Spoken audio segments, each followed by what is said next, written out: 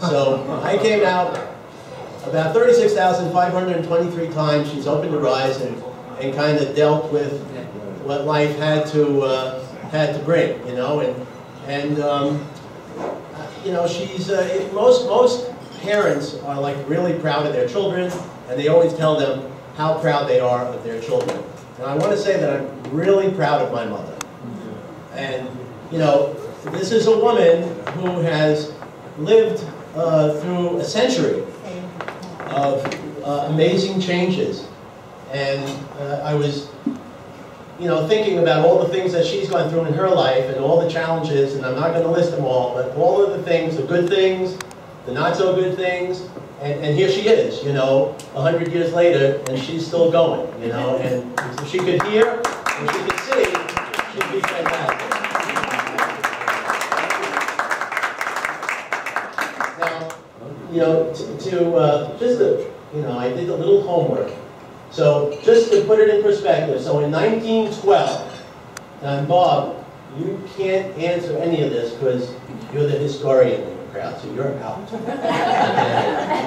Okay, so in 1912, you know, the president was occupied by Taft in the White House, right?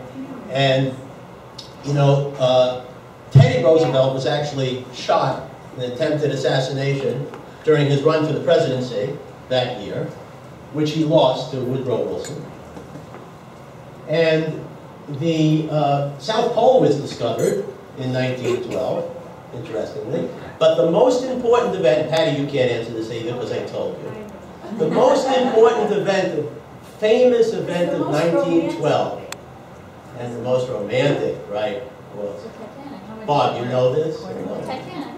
The sinking of the Titanic. Okay, there you go. So the Titanic sunk in 1912, the year my mother was born. So she goes back a few years, you know.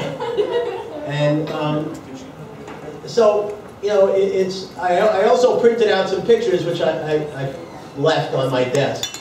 But, you know, if you take a picture of, you pull up on the internet, Manhattan, 1912, and you just look at the pictures that come up, you know, you're going to see horses and buggies driving down Broadway in the middle of Manhattan. That's the picture you're going to see if you pull up 1912. So that's when she came into this world. And it's been, you know, quite 100 years. You know, you think about the changes we've seen, the changes that's come through her life is unbelievable. So, you know, I want to make a toast to my mother. She's a remarkable woman, as all of you here have come to know her in different ways.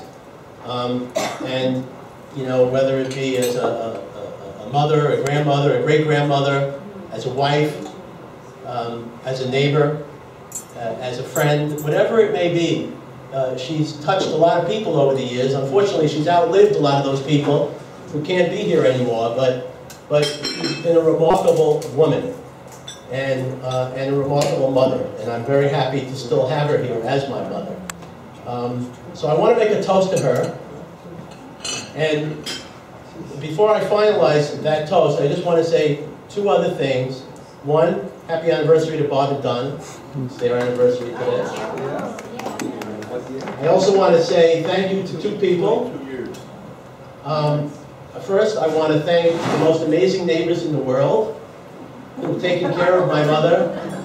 And for those who don't know, Joe, Phyllis, and Sarah, who are sitting right here, they were there for my mother all the time. And I really thank you for that.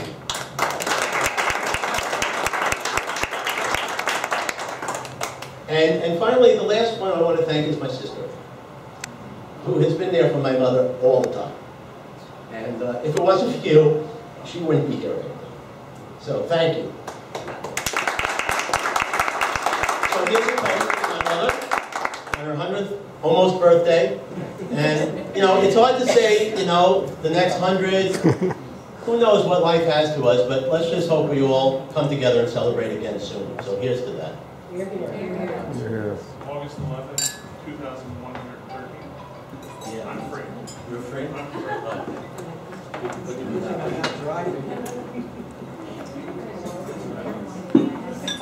free.